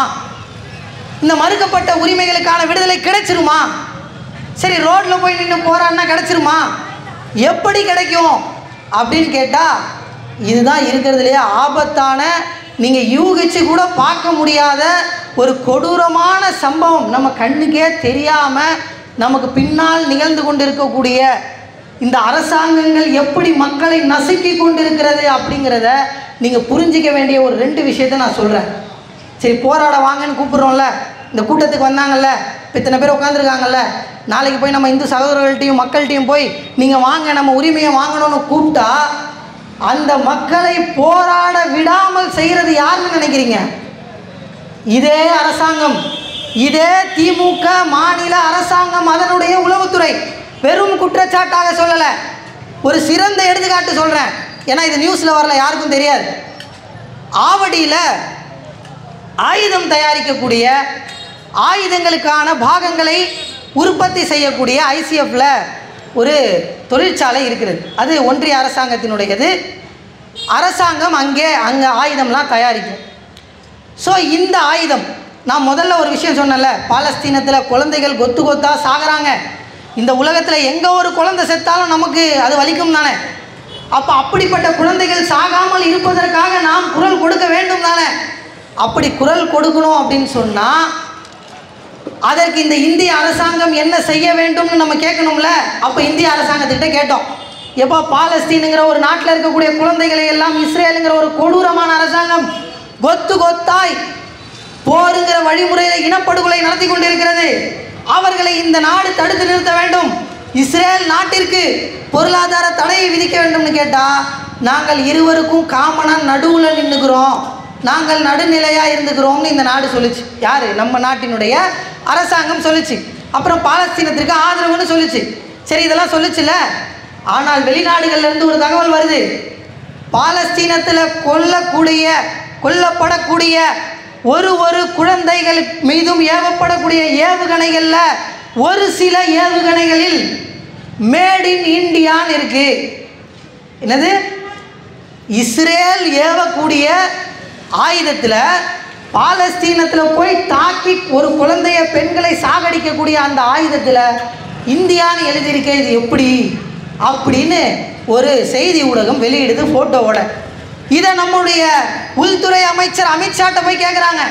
இதை பற்றி பல நபர்கள் கேட்குறாங்க, ஏங்க இந்தியாங்கிற நாடு இஸ்ரேலுக்கு அந்த மக்களையும் அந்த குழந்தைகளையும் கொல்றதுக்கு ஆயுதம் கொடுக்கணும் அப்படின்னு கேள்வி கேட்டால், இதற்கு அரசு இன்னைக்கு வரையும் அலுவல் ரீதியிலாக அதிகாரப்பூர்வமாக மறுப்பு தெரிவிக்கவே இல்லை. சரி, நம்ம நாடு மறுப்பு தெரிவிக்கலைன்னா ஆயுதம் கொடுத்துச்சின்னு அர்த்தமா அப்படின்னு நீங்கள் கேட்டால், சரி இஸ்ரேல் அப்படிங்கிற நாட்டுக்கிட்ட போய் அந்த நாட்டு அமைச்சர் ஒருத்தர்கிட்ட கேட்குறாங்க, இந்தியாவினுடைய ஆயுதங்கள் எல்லாம் பாலஸ்தீனத்தில் இருக்கக்கூடிய குழந்தைகளை அழிக்கிறதுக்காக நீங்கள் ஏவக்கூடியதில் பேர் வருதுன்றாங்களே, அப்போ இந்தியா உங்களுக்கு ஆயுதம் சப்ளை பண்ணுதா அப்படின்னு கேட்டால், இந்தியாவிற்கு நாங்கள் பல நேரங்களில் உதவி செய்திருக்கிறோம், இது அவர்களுக்கு கைமாறு செய்யக்கூடிய நேரமாக இருக்கலாம் அப்படிங்கிறது அவரும் மறுக்கலை. அப்போ இஸ்ரேலுக்கு இந்தியாங்கிற அரசாங்கம் ஆயுதம் வழங்கியது நமக்கு சந்தேகம் வருமா வராதா? வருதில்ல. அப்போ இப்படி இஸ்ரேலுக்கு ஆயுதம் வழங்கக்கூடாதுன்னு இங்கே சில கட்சிகள் போராட்டம் நடத்தினார்கள். அந்த போராட்டத்திற்கு அனுமதி கிடைச்சது, அது நியூஸ்லலாம் வராது, நடத்திட்டு முடிச்சுட்டு போயிட்டாங்க. ஆனால் ஒரே ஒரு குழு, அவங்க யாருன்னா முஸ்லீம்கள் கிடையாது, அவங்களில் சிலர் இந்துக்கள், சிலர் நாத்திகர்கள், இடதுசாரி சிந்தனை கொண்டவர்கள், அதாவது கம்யூனிஸ்ட்டுங்க, ஒரு 4-5 பேர் என்ன பண்ணாங்க, சரி நம்ம ஏன் இந்த மாதிரி போராடணும், இந்த தொழிற்சாலையில் இந்த மாதிரி ஆயுதம் உற்பத்தி செஞ்சுக்கிட்டு இருக்கக்கூடிய அந்த தொழிலாளர்கள்ட்ட போய், எப்போ நீங்கள் இந்த மாதிரி தயாரிக்கக்கூடிய இங்கே உட்காந்து செய்யக்கூடிய இந்த ஆயுதம் அங்கே இருக்கக்கூடிய குழந்தைகளை கொத்தா இனப்படுகொலை செய்யுது, இதை எதிர்த்து நீங்கள் நியாயமாக உணர்வு பூர்வமாக நான் அதுக்கு இந்த மாதிரி வேலை பார்க்க விரும்பலன்னு ஒரு ஸ்ட்ரைக் நடத்தலாமே அப்படின்னு அந்த ஆவடியில் போய் நோட்டீஸ் கொடுக்குறாங்க. எங்கே? அந்த ஆயுத தொழிற்சாலைக்கு எதிரில் நின்று ஒவ்வொரு ஷிஃப்ட்டுக்கும் வரக்கூடிய ஒவ்வொரு தொழிலாளிகள்கிட்ட கொடுக்குறாங்க. இந்த இந்திய நாட்டு மக்கள் ஒவ்வொரு இடத்துலையும் ஒரு தீப்பெட்டியிலேருந்து பன்னு பிரெட்டிலேருந்து அரிசியிலேருந்து வாங்கக்கூடிய ஒவ்வொரு பொருட்களில் இருக்கக்கூடிய ஒவ்வொரு வரியும் அதிலிருந்து ஒரு பங்கு இந்த மாதிரி ஆயுதம் தயாரிக்க போகுது. இதே இந்திய நாட்டு மக்களை வைத்து அந்த ஆயுதத்தை தயாரித்து அங்கே ஒரு குழந்தை சாகுது, இப்படி சாக வேண்டாம், நீங்கள் உள்ள ஸ்ட்ரைக் நடத்தி இதை வெளியே மக்களுக்கு கொண்டு வந்து சொல்லுங்கள் அப்படின்னு நோட்டீஸ் கொண்டு போய் கொடுத்தா, சரி இப்படி நோட்டீஸ் கொடுக்கறது தவறு இல்லை, இந்தியா ஆயுதம் கொடுக்கலன்னா என்ன பண்ணணும், அந்த 4 பேர் மேலே கேஸ் போட்டு உள்ளே தானே தள்ளி இருக்கணும். ஆனால் உள்ளே தள்ளலை, வழக்கு போடலை. என்ன செய்தார்கள் தெரியுமா? அந்த இடத்துல வந்து இப்படி நோட்டீஸ் கொடுத்த நபர்கள் யார் அப்படின்னு நம்ம உளவுத்துறை முதல்ல பார்த்து அவங்களுடைய டேட்டாவை எடுத்துச்சு. அவர் இங்கே சென்னையில் வேலை பார்க்கக்கூடியவர், திருவண்ணாமலையை சேர்ந்தவர்னா, திருவண்ணாமலையில் மறுநாள் காலையில் 4 போலீஸ் அவங்க வீட்டுக்கு போகுது. போயிட்டு, அம்மா உங்கள் பையன் எங்கம்மா அப்படின்னு கேட்குறாங்க. என் பையன் சென்னையில் வேலை பார்க்குறாங்க. அவங்க முஸ்லீம் கிடையாது தான். ஏன்னா என் பையன் சென்னையில் வேலை பார்க்குறாங்க. என்னது வேலை பார்க்குறானா? அவன் வேலை பார்க்குறதோடு சேர்த்து இந்த மாதிரி அரசியல் நோட்டீஸும் கொடுக்குறான். வேலை பார்த்து மாதம் சம்பளம் கொடுத்துட்ருக்கான். எப்படி இதே மாதிரி நோட்டீஸ் கொடுத்துட்டு இருந்தால் அடுத்து சிறையில் இருப்பானே, ஓகேவான்னு அங்கே ஒரு மிரட்டுறாங்க. அந்த பையன் காலையில் சாப்பிடவே இல்லை, அத்தனை ஃபோன் அவனுக்கு. நீ வந்து மீண்டும் இந்த மாதிரி அங்கே போய் ஏதாவது அரசியல் நடவடிக்கை செஞ்சுட்டு இருந்தால் நான் இங்கே தற்கொலை பண்ணிப்பேன்ற அளவுக்கு பயந்து போய் பேசுகிறாங்க. மறுநாளே அந்த பையன் கிளம்பி அவனுடைய சொந்த ஊருக்கு போகிறான். இந்த மாதிரி அந்த நிகழ்ச்சி நடத்தின முக்கியமான நபரை தவிர அதில் கலந்துக்கிட்டு நோட்டீஸ் கொடுத்த 4 பேர் ஊருக்கும் வேறு மாவட்டத்தில் உளவுத்துறை போகுது, அந்த குடும்பத்தை மிரட்டுது. அடுத்த நாள் அந்த பிரச்சாரத்துக்கு அந்த நோட்டீஸ் கொடுக்க அந்த பையன் வரல. அப்போ இந்த மாதிரி ஒரு விழிப்புணர்வை எடுத்துகிட்டு போய் நம்ம மக்கள்கிட்ட சேர்க்கணும்னா, வரக்கூடிய நபர்களை தடுக்கிறதுக்கும் பின்னாடி வேலை பார்க்குறது யார்? இதே அரசாங்கம் தான். இந்த அரசாங்கம் இப்படிலாம் இறங்கி தடுக்கும். ஆனால் அதையும் மீறி இந்த களத்தில் இறங்கி நாம் இதை செய்தால் மட்டும்தான் இந்த உரிமைகள் கிடைக்கப்பெறும், இந்த உரிமைகளுக்கான விடுதலை வரும். அதற்கான தியாகத்தை செய்துதான் ஆக வேண்டும். இந்த தியாகம்ங்கிற வார்த்தை யூஸ் பண்ணவே பயமாக இருக்குது. ஏன் தெரியுமா? இந்த புதுப்பேட்டைன்னு ஒரு படம் இருக்கும், அந்த தனுஷ் படம் பார்த்தீங்கன்னா அதில் தியாகம் தான் உன்னை உயர்த்தும் அப்படின்னு சொல்லுவார். அது அவர் காமனாக அரசியலில் பேசின விஷயம். ஆனால் ஒரு முஸ்லீம் நின்று தியாகம் தான் உன்னை உயர்த்தும்னு சொன்னால், இவன் நாளைக்கு குண்டு வைக்க போகிறான், இவன் தற்கொலை படை தாக்குதல் நடத்த போகிறான், அந்த தியாகத்துக்கு இவ்வளோ வேரியேஷன். எப்போ அதை ஒரு இந்து பேசுனா ஒரு அர்த்தம், ஒரு முஸ்லீம் பேசுனா ஒரு அர்த்தம். இருந்தாலும் நம்ம பேசுவோம். உண்மையிலேயே தியாகம் செஞ்சால் மட்டும்தான் இந்த உரிமை கிடைக்கும். அதற்காக தான் இந்த விளக்கத்தை சொல்லிக்கிட்டு இருக்கேன். இன்னும் இந்த இடத்துல அப்போ எப்படி தாங்க போராடுறது? போனால் வீட்டுக்கு போலீஸ் போகுன்றீங்க. இப்போ யாரை எடுத்துகிட்டு வந்து போராடுறது? எப்படி போராடுறது? அப்போ அந்த இடத்துல ஆர்ப்பாட்டம் நடத்தினானே அவன் வீட்டுக்கு மட்டும் போலீஸ் போகலையே. ஏன் போலீஸ் போகலன்னா, இந்த அரசாங்கம் சொல்கிற மாதிரி பெயரளவுக்கு ஆர்ப்பாட்டத்தையும் பெயரளவுக்கு அவங்க சொல்கிற இடத்துல நின்று கத்திட்டு இப்படி போயிட்டா அவங்களும் கம்முன்னு போயிடுவாங்க. ஆனால் இம்பேக்ட் அப்படிங்கிற பொட்டன்ஷியல்னு சொல்லுவோம், நடைமுறையில் சாத்தியப்படக்கூடிய, நடைமுறையில் இது இம்பேக்ட் ஆகக்கூடிய ஒரு வழிமுறையில் நீங்கள் போராடினீங்கன்னா அப்போ இந்த அரசாங்கம் தடுக்கும். இதனால்தான் பாலஸ்தீனத்துக்கு இந்தியா செய்த தவறுகளை சுட்டி காட்ட போகிறோம்னு அவர்கள் கூட்டத்திற்கு கேட்ட இந்த கூட்டத்திற்கான அனுமதி, அந்த கூட்டத்திற்கு மறுப்பு இப்படி கொடுக்கப்பட்டது. அதே பாலஸ்தீனத்திற்கு இங்கே ஆயுதம் தயாரிக்கிற தொழிற்சாலைகளில் இருக்கக்கூடிய தொழிலாளர்களுக்கு நம்ம அந்த அறிவை கொடுத்து அவங்க ஸ்ட்ரைக்கை நடத்தி ஆயுதத்தை நிறுத்திட்டா இது மிகப்பெரிய பிரச்சனையாக போயிடும், வெளியே நியூஸ் வந்துடும். அப்போ அதை ஒடுக்கணும்னா அவர்களை போய் அவங்க வீட்டில் சொல்லி ஒடுக்கியாச்சு. இதே கேஸ் போட்டிருந்தா நாங்கள் 4 பேர் இந்த மாதிரி மீட்டிங் போட்டு பேசியிருப்போமே, ஐயோ அநியாயமாக நோட்டீஸ் கொடுத்தவனை வந்து நீங்கள் கேஸ் போட்டிங்களேன்னு சொன்னால் அதுவும் மக்கள்கிட்ட போயிடும்ல. அப்போ இம்பேக்டாக இருக்கக்கூடிய பொட்டன்ஷியலான சில போராட்டங்களை, ஆர்ப்பாட்டங்களை நடத்தினால் அதை இந்த அரசாங்கம் தடுத்து நிறுத்துவதற்கான வேலையை செய்கிறது, செய்து கொண்டே தான் இருக்கும். நான் யாரையும் மிரட்டுவதற்காக இதை சொல்ல. ஏன்னா இந்த கூட்டத்தில் வந்திருக்கக்கூடியதில் 30% பேர் எங்களுடைய நிர்வாகிகள். அந்த நிர்வாகிகளினுடைய பிள்ளைகள் எல்லாம் இன்றைக்கி ஒரு இடத்துல வேலை பார்த்துக்கிட்டு இருக்காங்க. சிலர் கலந்துக்கிட்டாங்க, சிலர் கலந்துக்க முடியல. அப்போ அடுத்த தலைமுறை நீங்கள் போங்களேன், எந்த எஸ்டிபிஐ கட்சிக்கு போங்க, எஸ்டிபிஐ கூட்டத்துக்கு போங்க, தமுமுக கூட்டத்துக்கு போங்க, தௌஹீத் ஜமாத் கூட்டத்துக்கு போங்க, எந்த மாதிரி இஸ்லாமிய அரசியல் கட்சியினுடைய கூட்டத்துக்கு போனாலும் ஒரு குறிப்பிட்ட வயதுக்கு கீழே இருக்கக்கூடிய எந்த இளைஞர்களுமே இல்லை. ஏன் இல்லை தெரியுமா? இந்த அரசாங்கம் நீ போராடினால் உனக்கு என்ன என்ன விளைவுகள் வரும் என்பதை நான் சொல்லி காட்டுறேன் பாரு அப்படின்னு சொல்லி அடிச்சுக்கிட்டு இருக்க. ஆனால் இது மக்களுக்கு தெரியாது. குறிப்பாக சிஏஏன்னு ஒரு சட்டத்தை கொண்டு வரேன்னு சொன்னாங்க. அந்த சிஏஏ சட்டத்தை எதிர்த்து இந்தியா முழுக்க போராட்டம் நடந்தது. ஆனால் அப்படி போராட்டம் நடத்திய ஒரு சிலர் மீது எஃப்ஐஆரும் போடப்பட்டது. அப்படி போடப்பட்ட எஃப்ஐஆரால் யாரும் சிறைக்கு போகல. ஆனால் எப்பேற்பட்ட கொடுமை நடக்குதுன்னா, ஒருத்தர் பாஸ்போர்ட்டுக்கு அப்ளை பண்ணுறார், நான் வெளிநாட்டுக்கு போய் படிக்கணும், நான் வெளிநாட்டுக்கு வேலைக்கு போகணும்னு பாஸ்போர்ட் போய் அப்ளை பண்ணுறாரு 1 வருஷம் கழிச்சு. அப்போ அவருக்கு போலீஸ் வெரிஃபிகேஷன் வருது. அப்பா நீ அன்றைக்கி ஒரு போராட்டத்தில் கலந்துக்கிட்ட, சிஏஏங்கிற போராட்டம், அதில் உன் பேர் இருக்குது, அதனால் உன் பேரில் ஒரு வழக்கு இருக்குது, உனக்கு பாஸ்போர்ட் கொடுக்க முடியாது அப்படின்னு மறுப்பு வருது. பாஸ்போர்ட் ஆஃபீஸில் சொல்கிறான், நீ என்றைக்கோ போராடினியா, அதனால் உன் பேரில் ஒரு வழக்கு இருக்கான், உனக்கு நான் பாஸ்போர்ட் கொடுக்க மாட்டேன், நீ வெளிநாட்டுக்கு போக முடியாது. படிக்கிறதுக்காக போக இருந்த அந்த இளைஞன் போக முடியல, வேலைக்கு போய் தான் சம்பாதிக்கணும்னு இருந்த அவனும் போக முடியல. உயர் நீதிமன்றத்துக்கு வராங்க. ஏங்க நான் ஜனநாயக ரீதியில் போலீஸ்கிட்ட போய் பர்மிஷனை வாங்கி நான் ஒரு ஆர்ப்பாட்ட போராட்டத்தில் கலந்துக்கிட்டதுக்கு எனக்கு பாஸ்போர்ட்டே தரமாட்டேன்னு இந்த அரசாங்கம் சொல்லுதுன்னா, இப்போ நாளைக்கு நான் எப்படி போராடுறது? இது என்னங்க நியாயம்னு கேட்டால் அதுக்கு ஒரு சட்டம் இருக்குது, அதுக்கு ஒரு வழிவகை இருக்குதுன்னு அதுக்கு ஒரு உத்தரவு, அங்கே ஒரு ஆர்டர். யார் செலவு பண்ணுறது?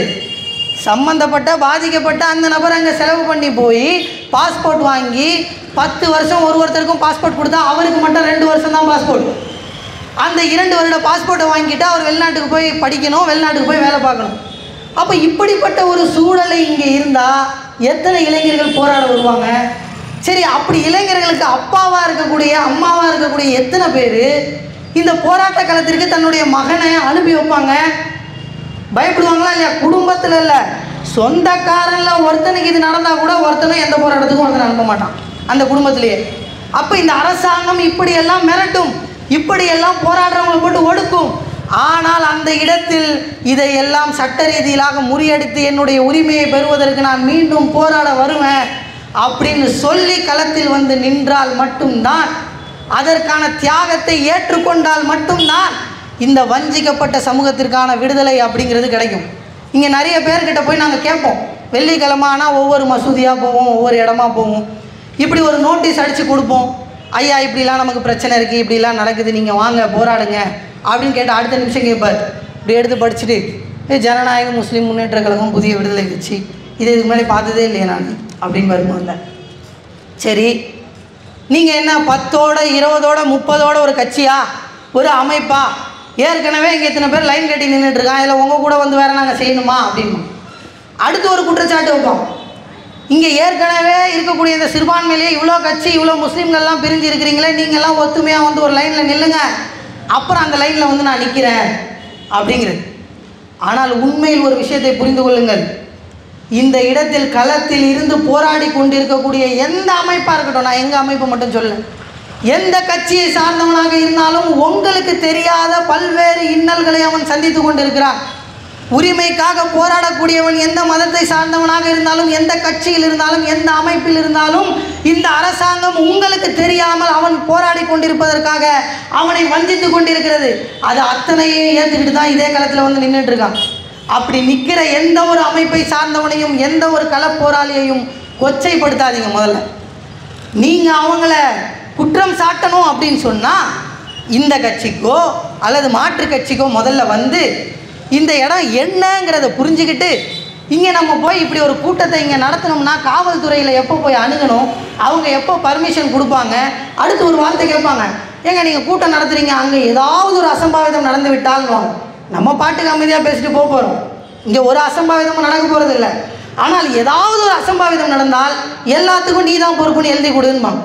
அடுத்த நிமிஷம் அவர் என்ன பண்ணுவார், நீங்கள் எல்லாத்துக்கும் நான் தான் பொறுப்புங்கிறீங்களா? அதுக்கு தானேங்க உங்களை போலீஸ்னு கூப்பிட்டு இங்கே காவல்துறைன்னு உட்கார வைக்கிறோம். நீங்கள் அதுக்கு தானேங்க பாதுகாப்பு கொடுக்க வரீங்க. எவனா பிரச்சனை பண்ண வந்தால் நீங்கள் தானேங்க போய் தடுக்கணும். நான் பொறுப்புனா என்ன, நான் என்ன இதில் பெட்ரோலாக எடுத்துகிட்டு வந்து இங்கேருந்து வீசுறதுக்கு?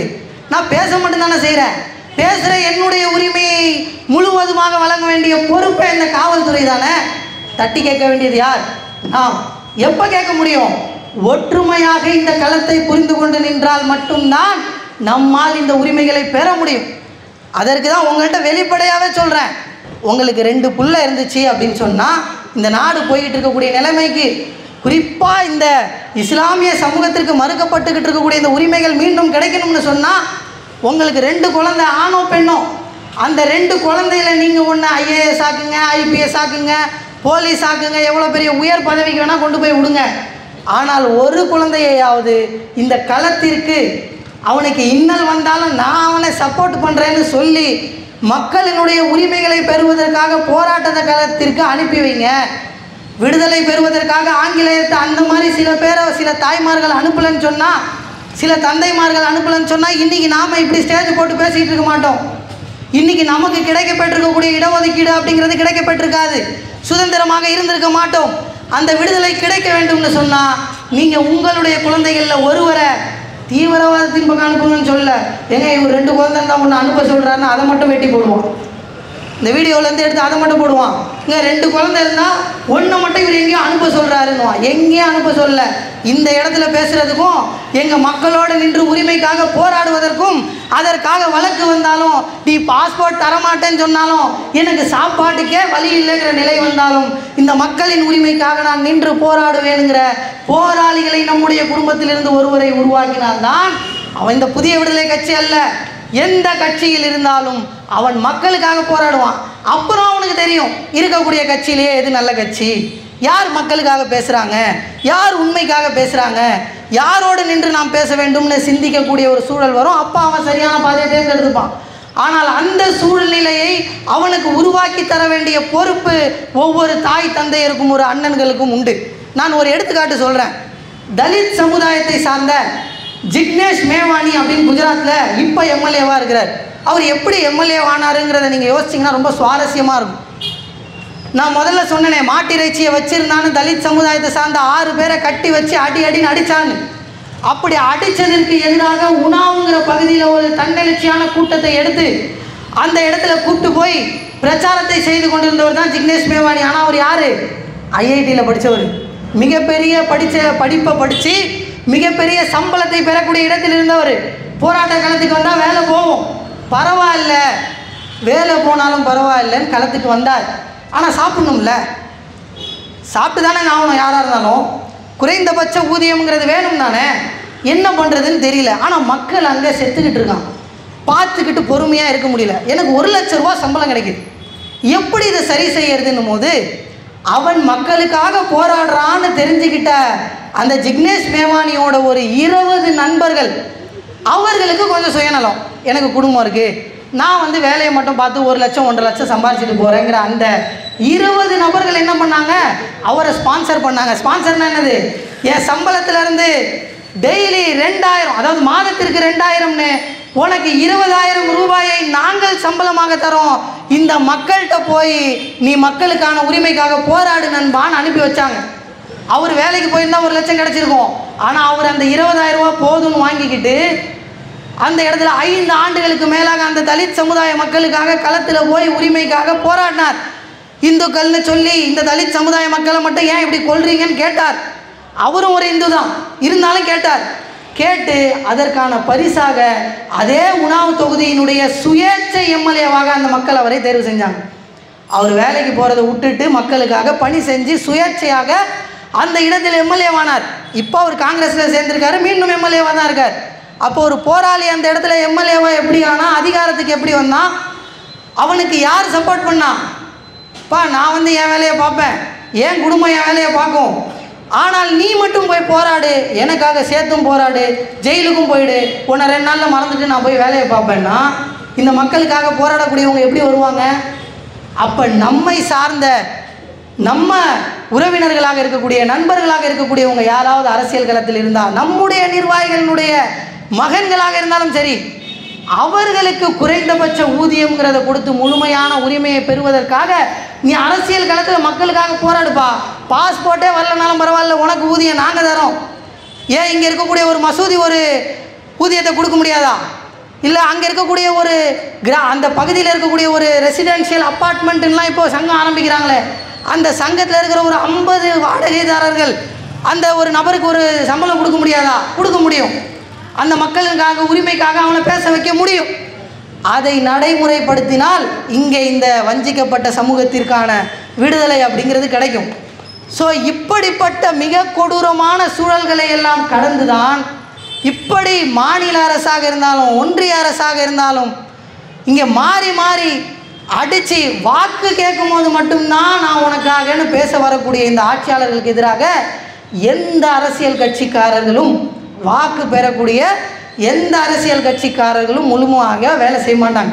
ஏன்னா நம்ம தேர்தலில் நிற்கிறவங்கள இப்போ முத்தமிழ் நகரில் 2வது தெருவில் கூட்டம் போட்டால் நாளைக்கு இந்த இடத்துல கவுன்சிலராக நிற்போம்னு நினைக்கிறீங்களா? இல்லை.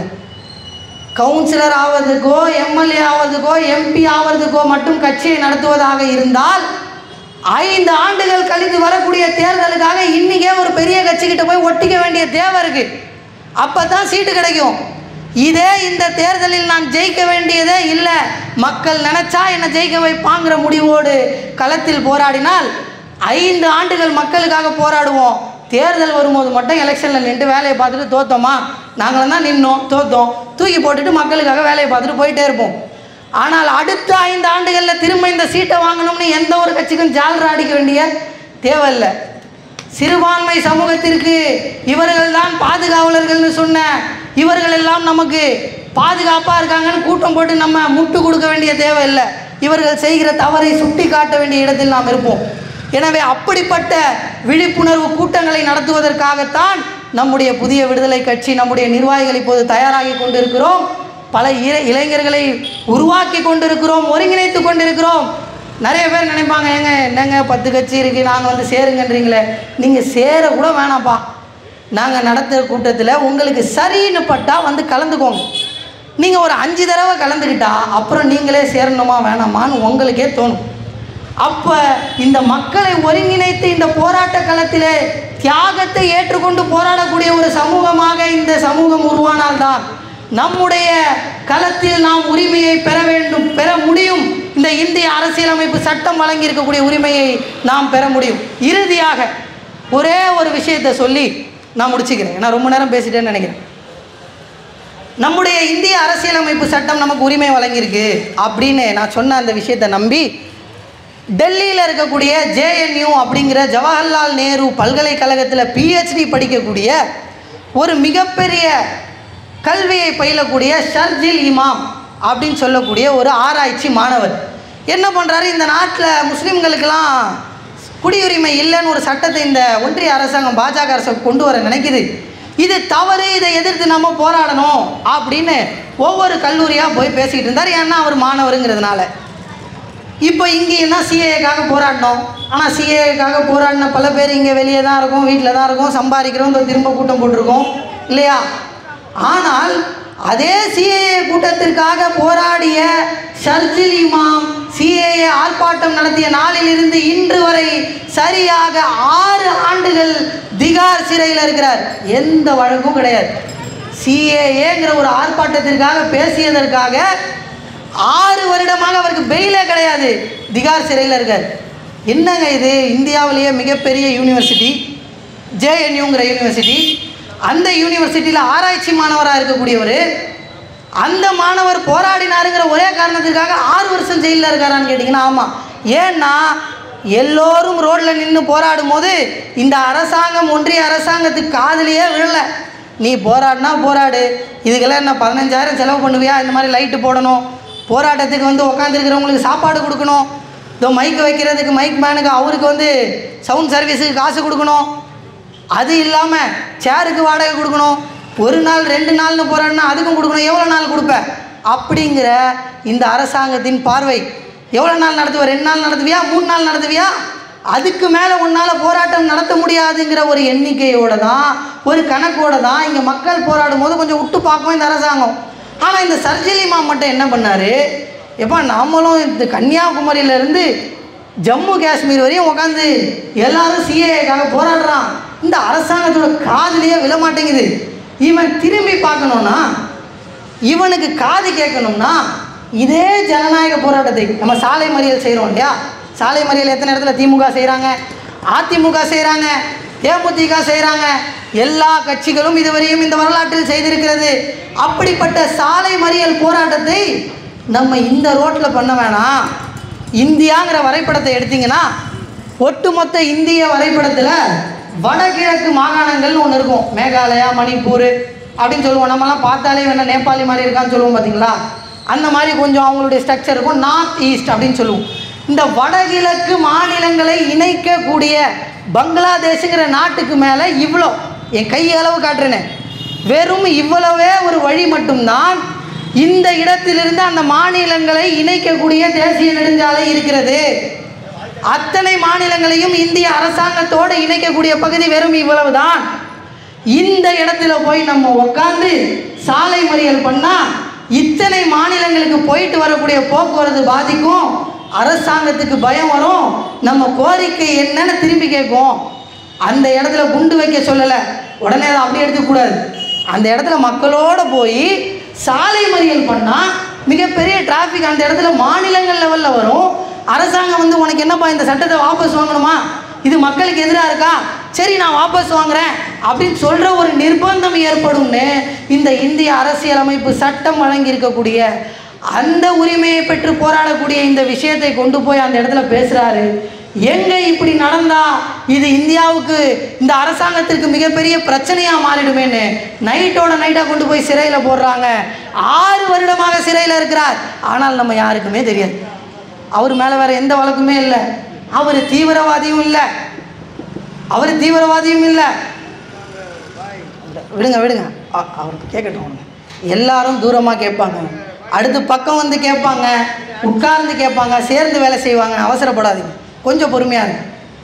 அதனால் அப்படிப்பட்ட ஒரு மிக கொடூரமான ஒரு சட்டத்தை அவர் மேலே போட்டு 6 ஆண்டுகளாக சிறையில் வைத்து கொண்டிருக்கிறார்கள். ஆனால் அவருக்காக இங்கே எந்த கட்சியுமே போராட முடியலையே, இதை தட்டி கேட்க முடியலையே. குறைந்தபட்சம் சர்ஜில் இமாம்னு ஒருத்தர் பேசுனதுக்காக 6 வருஷம் திகார் சிறையில் இருக்கார்.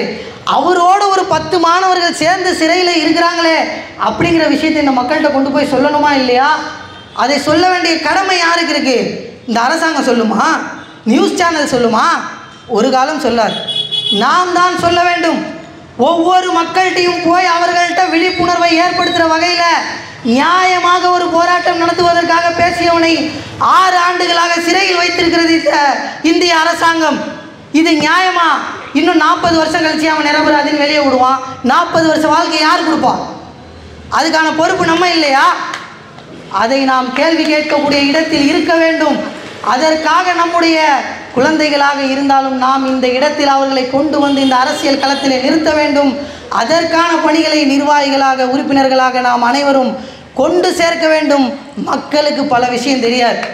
ஏன்னா அவங்க வெறும் ஷேர் சாட்டில் வரதுலேயும் யூடியூப்பில் வரதையும் தான் பார்ப்பாங்க. அவங்க அதை பார்த்துட்டு தவறாகவும் எடுத்துப்பாங்க, இருக்கிறத மட்டும் நம்புவாங்க. நாம் அவர்கள்ட்ட கொண்டு போய் சொன்னால் தான் அவங்களுக்கு எது சரி தப்புன்னு தெரியும். நம்மளோட வந்து நின்று அவர்கள் போராடுவாங்க. எனவே சார் இல்லை இல்லை இல்லை இல்லை சார் சார் சார் விடுங்க விடுங்க விடுங்க விடுங்க அவரை விடுங்க விடுங்க விடுங்க. ஐயா ஐயா இங்கே பாருங்க ஐயா ஐயா ஐயா ஐயா நீங்கள் இங்கே பாருங்கள் பெரியவரே. இல்லை இல்லை பாய் அவரை கூப்பிடுங்களேன். பாய் என்ன பாருங்கள் என்ன பாருங்கள் கொஞ்சம் வந்து உட்காருங்க எனக்காக உட்காருங்க. இல்லை இல்லை இல்லை இல்லை எனக்காக நான் சொல்கிறேன் ஐயா மைக்கில் சொல்கிறேன். உங்களுக்கு என்ன நடந்துச்சு நான் சொல்கிறேன் நீங்கள் உட்காருங்க.